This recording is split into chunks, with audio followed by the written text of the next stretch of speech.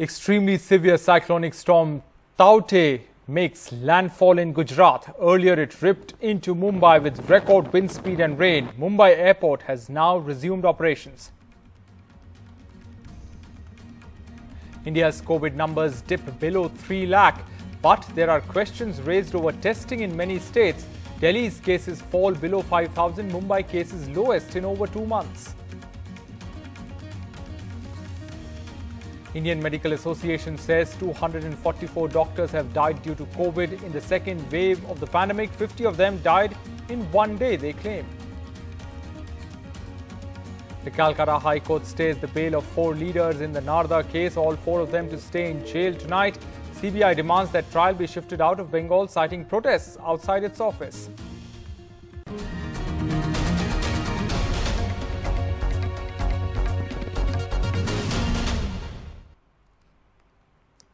Hello and welcome to NDTV 24/7. I'm Rohit Wellington. Let's begin with our top story. Extremely severe cyclonic storm Taukte has made landfall in Gujarat. The Met Department has said, bringing heavy rain and gusting winds in the coastal region. The landfall process started around 9 p.m. Earlier, the Met Department had said that devastatingly powerful winds with wind speed up to 185 kilometers per hour could hit Gujarat. Through the day, the cyclone battered multiple regions on the west coast of India, including Goa and Mumbai. At least 6 people have been killed and several injured in Maharashtra as Cyclone Taukte brushed past the state, leaving behind a trail of destruction. 8 people have died in cyclone-affected coastal Karnataka. Now in Mumbai, Cyclone Taukte triggered strong winds with the highest ever speed of 114 kilometers per hour. The city has been battered with heavy rains as well. Flight operations at the city's Chhatrapati Shivaji Maharaj International Airport were halted for hours. The airport has now resumed operations only after 10 p.m. The Bandra-Worli Sea Link in Mumbai also remained shut for traffic because of strong winds which caused damage to many structures in the city.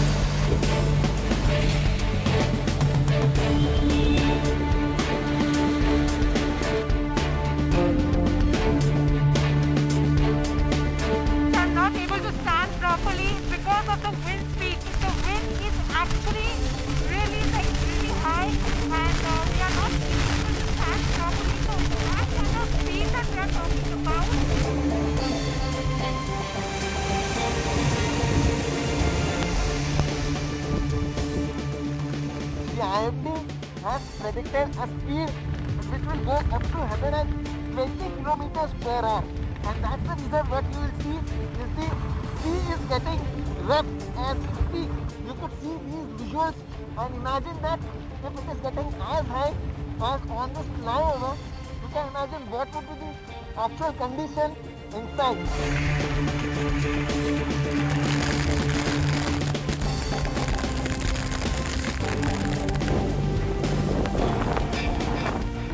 See that the sea is completely choppy, it is rough.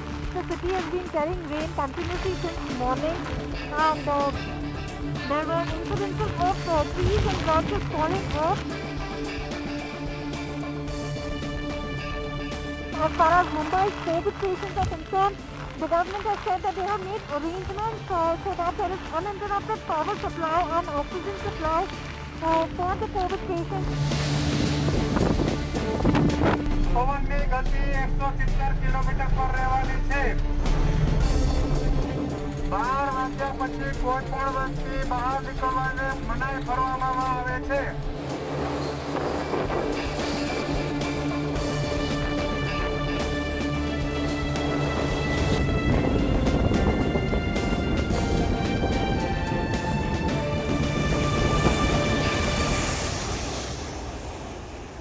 The the other big story, the dip in cases of coronavirus in the country. India reported less than 3 lakh daily cases in the last 24 hours. 2.8 lakh cases were reported, which is a dip of 9.5% over the previous day. The number of deaths, however, remain high. 4,106 deaths were reported in a 24-hour period. The number of tests done were down 14% to about 15.7 lakh. Positivity rate also showed a slight dip to 17.88%. But the big worry is the vaccinations. It has shown a dip of 60% in 24 hours. Now, it's not rocket science that vaccines save lives. The question is, when will India be able to vaccinate our target group? Will this happen this year, or will we be wearing masks for much longer? Now, consider this. India needs to vaccinate 80% of its population. That comes out to about 1.112 billion. That's the target for vaccination. What's the current rate of vaccination? It's about 1.8 million per day. Now, at this rate, it will take around about 3 years and 1 month to achieve our vaccination target. 3 years, that would be roughly around by June 2024. That's when we would be able to achieve our target if we go by the current rate. Now, if we have to reach the target by, say, 31st of December this year, by end 2021, which is what the government hopes to do, what do we need to do? We need to scale up our vaccinations to how much? To 8.95 million vaccines per day. That's about 5 times the current rate of vaccination.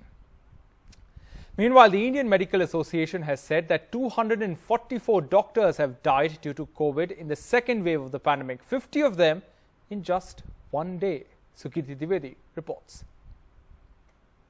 26-year-old Anas Mujahid, a junior resident doctor at Delhi's COVID-dedicated GTB hospital, died within hours of testing positive due to COVID.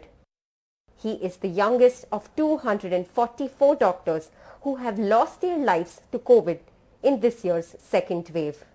Mujahid is survived by his parents and 4 siblings. It has been a week since his death, but his friend and colleague Dr. Amir Sohail is still struggling to come to terms with the day. Mujahid had minor symptoms like sore throat and tested positive in an antigen test at the hospital. In a rare case of sudden progression, he collapsed soon after and died due to intracranial bleeding. He had not been vaccinated. Shocking for everyone जो भी उसको जानता था और कोई ऐसा कोई comorbidity नहीं थी उसके वो he is a very dedicated doctor. According to the Indian Medical Association, 244 doctors have lost their lives due to COVID during India's second wave. Out of these, 50 deaths were recorded on Sunday alone. Only 3% of the 244 doctors who died in the second wave since April first week have been fully vaccinated. During second wave, highest number of fatalities have been reported from Bihar with 69, followed by Uttar Pradesh with 34 and Delhi with 27. Last year, 736 doctors had lost their lives during the first wave. A total of nearly 1,000 doctors across India have lost their lives due to the COVID so far. 5 months into vaccination drive, only 66% of India's healthcare workers have been fully vaccinated.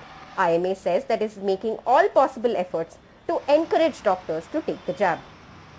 It is a very unfortunate that yesterday we lost 50 doctors across India, and total we have lost nearly 244 doctors from the start of the second wave, that's from almost around first week of April. We would definitely investigate the matter and will persuade our IMA doctors to see that all the doctors who are frontline healthcare workers, doctors as well as paramedical workers, that everybody takes vaccination. The government has employed very less doctors and they are overburdened by this activity. Many times they have to work almost 14 and 16 hours and they don't have enough rest, which has caused a lot of viral load, and ultimately they succumb to this COVID infection. While the IMA says that nearly 1,000 doctors have lost their lives, the actual numbers could be much higher, because the IMA only keeps track record of its nearly 3.5 lakh members, But in India, there are over 12 lakh doctors. In New Delhi with camera person Pooja Arya, this is Sukirti Dwivedi for NDTV. In some of the news, the centre has dropped the plasma therapy from COVID treatment protocol after the COVID National Task Force and the Joint Monitoring Group of the Ministry of Health revised clinical guidance for management of adult COVID-19 patients. Let's go across to Sukirti Dwivedi for more on this. Sukirti, what more details can you share with us? Well, yes, this is a very significant development which comes in the midst of India fighting the second wave of COVID. And now this is something that experts, scientists, researchers have been saying for quite some time, that there is not enough evidence to support plasma therapy. But despite that, there is a lot of irrational use of this treatment protocol that is being carried out across hospitals. There are relatives of patients that are running from pillar to post looking for plasma. And now comes this decision from India's National Task Force that they are going to drop plasma therapy from their treatment protocols now. One of the very solid reasons why this decision has been taken is because there had been trials by the ICMR earlier as well, where they had found that after conducting trials on about 11,000 volunteers across 39 hospitals in India, they found that plasma therapy was neither reducing mortality nor was it reducing progression of a patient from the moderate to the severe stage. So it does not help in reducing severity of the disease. If you are about to go from moderate to the severe symptoms, that will still go on. It does not help in reducing mortality. All it did is that it reduced certain mild symptoms of the disease, but beyond that, it was not helpful at all in comparison to the proportion in which this therapy was being used. So there was some evidence before the ICMR through its own trials as well. But recently also certain other scientists and researchers had also written to the government saying that these protocols should be removed. All right, Sukirti Dwivedi, we'll leave it there. Thanks very much for joining us with those details. And in another major roadblock in Delhi's vaccination drive, the government has announced that there is only 3 days of vaccine stock left for the 18 to 44 age group. Meher Pandey reports. The enthusiasm for vaccination in Delhi amongst the 18 to 44 age group is apparent in the lines outside vaccination centres and in how quickly slots on CoWIN get booked. But it is held back by the lack of supply. Only 3 days of vaccine stock is remaining in Delhi for this age group. Deputy CM Manish Sisodia announced today that the centre had allocated 3.8 lakh doses for beneficiaries over 45 in Delhi for the rest of the month of May, but none for those under 45. 3 दिन में हमको 18 से 45 centre 18 से 45 उम्र के वर्ग के लिए जितने हमने वैक्सीनेशन सेंटर खोले थे ये अब खाली पड़ जाएंगे। इसके बाद हमको ये बंद करने पड़ेंगे। तो पहला रिक्वेस्ट तो उनसे ये किया है कि आप हमें जितनी वैक्सीन हमें 45 साल से ऊपर के लोगों के लिए दे रहे हैं, कम से कम उतनी वैक्सीन हमें 45 साल से कम उम्र के लोगों के लिए भी उपलब्ध कराएं। Manish Sisodia has also asked the centre for some much needed transparency about how the vaccines are distributed across states, age groups and to government and private entities, so that states can plan this mammoth vaccination drive in the long term. With Sushil Rathi and Azam Siddiqui, Meher Pandey for NDTV. All right, the Calcutta High Court has stayed the bail of 4 leaders in the Narda case. All 4 of them will be staying in jail tonight. The CBI, meanwhile, has demanded that the trial be shifted out of Bengal, citing protests outside its office. Let's go across to Monideepa Banerjee for more on this. Monideepa, what more information do you have? The drama that started around 9 o'clock in the morning still continues, Rohit. What we have from the courts right now is that the 4 leaders who were arrested this morning in this dramatic fashion, they will now be shifted to Presidency Jail. They will stay there till Wednesday when the case will be heard again. Now, what is not clear is, did CBI actually ask for the stay of their bail, or was the denial or stay of bail a fallout of another plea that the CBI has put before the Calcutta High Court? And that plea is for shifting this whole trial outside of Bengal. The CBI reportedly cited in court, all the incidents that happened outside its office today, the people who gathered at the gate, hurled stones at the security forces, the Chief Minister who came into the CBI office and spent 6 hours there. Stating all these points, the CBI said not possible to carry out a free and fair investigation or trial into the case and in Bengal, so we should move it out. That is the plea. We are yet to hear the last of this. The court has not yet ruled on this primary matter that the CBI moved. So in the bargain, perhaps, the court has said that until this matter is decided, and this is honestly something that is just drifting into us from the court, from various lawyers who are involved, that the court has said that till the matter is resolved, the 4 leaders arrested earlier today and then given bail at about 7 o'clock in the evening, they will be spending the night in jail. The Trinamool are in shock. We've been speaking to lawyers representing the Trinamool Congress, and they say this is unexpected. They don't have the formal order of the court just yet. Once they have that, they will give us their comments. All right, Monideepa Banerjee, thanks very much for joining us with those details from Kolkata.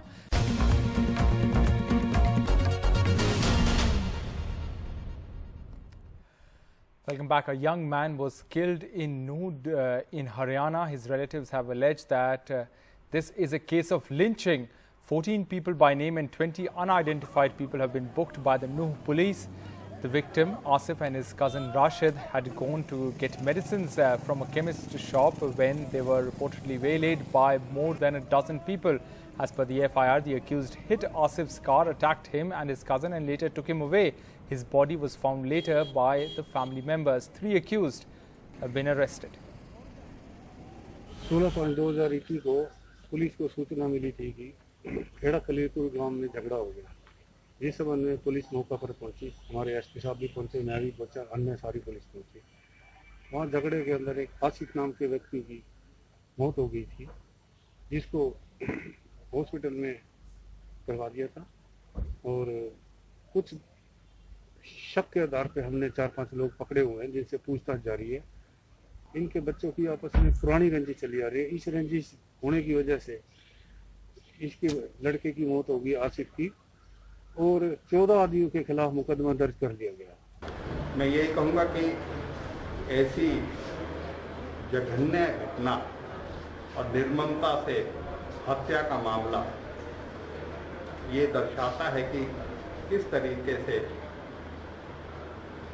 जो कानून व्यवस्था में लोगों का, बदमाशों का कोई खौफ नहीं दिख रहा है। तो हमारा परिवारजनों ने सारी घटना को बताया, हमने यहाँ आके सिविल हॉस्पिटल रूम में देखा, एसपी को भी यहाँ बुलाया और सारी बात परिवार वालों की तरफ से हम तो एक ही बात चाहते हैं कि इस जघन्य घटना के पीछे जो भी मंशा है, जो भी ऐसी साजिश है, उसका पर्दाफाश हो, न्याय मिले परिवार को।